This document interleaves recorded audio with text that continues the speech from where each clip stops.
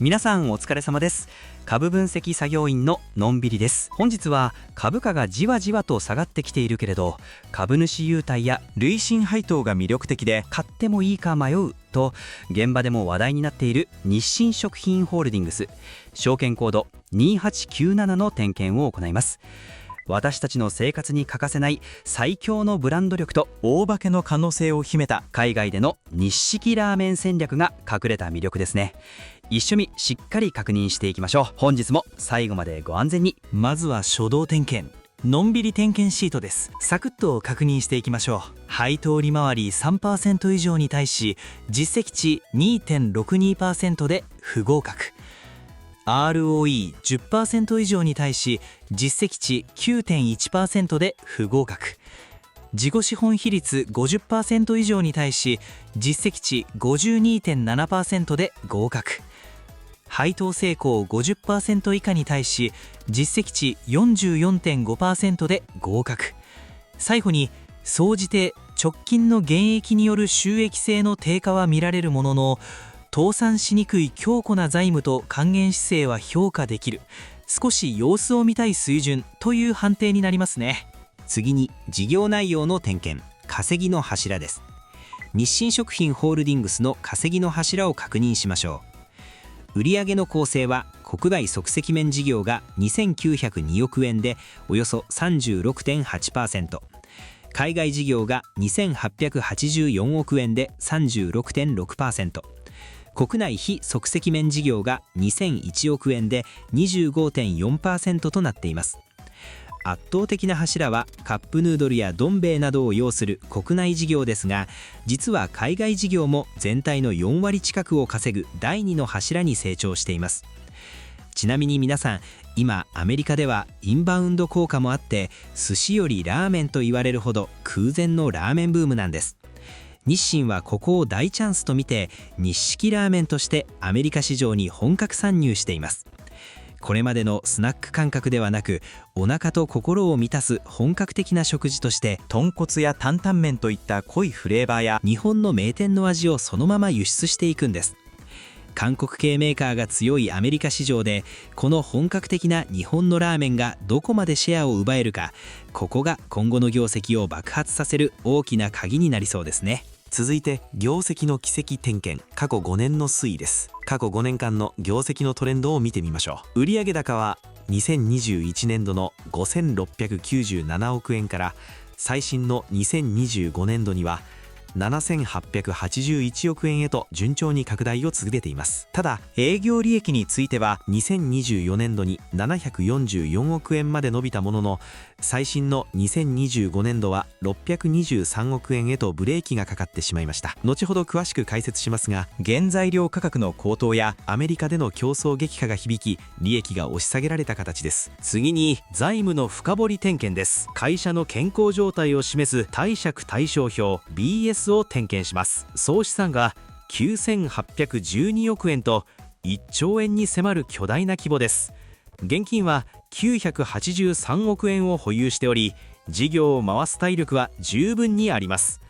一方で有利子負債、つまり借金は1755億円とやや多く見えますが、これは海外工場の新設など未来への大型設備投資を行っているためですね。自己資本比率は 52.7% と安全水準の 50% をキープしており、倒産しにくさという点では鉄壁の財務基盤だと言えます。続いて還元姿勢の点検、配当の推移を見ていきましょう。配当金は株式分割を考慮した金額で2021年度の 43.33 円から増配傾向が続いており、最新の2025年度実績では減益にもかかわらず70円を維持しました。そして来期2026年度の予想も70円を据え置いています。会社は DOE の具体的な目標数値は設定していませんが、配当成功 40% を目安とした累進的配当を明確に宣言してくれています。業績が少し落ち込んでも簡単に配当を減らさないという強い意志を感じますね。また100株の保有でオンラインストアで自由に選べる1000円分の自社グループ製品などがもらえる株主優待も長く持つ楽しみになります。次に直近決算と将来目標です。最新の2025年度2026年3月期の通期決算では、売上収益が7881億円で前期比プラス 1.5%、 営業利益は623億円で前期比マイナス 16.2% と厳しい減益着地となりました。今株価が下落している一番の理由はズバリこの決算です。国内で原材料や物流費の高騰が直撃したことに加え、これまで成長を引っ張ってきたアメリカ事業が韓国勢の台頭による競争激化や販売促進費の増加で苦戦してしまったことが投資家に嫌気されています。しかし会社側はここを底として来期は反転を予想しています。来期2026年度は売上高8600億円、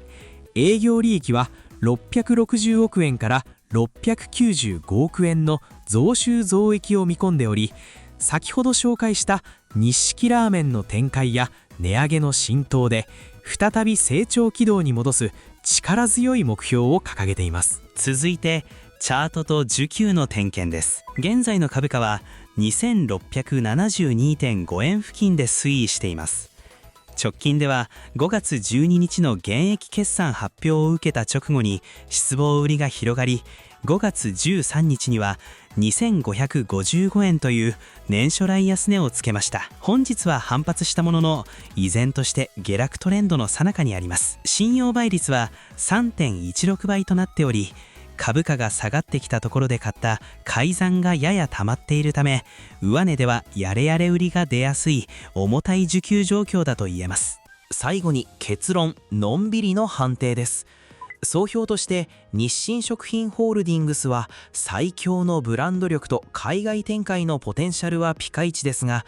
足元の米国事業の苦戦による減益とチャートの下落トレンドを踏まえると、今は焦って買う場面ではないと判定します。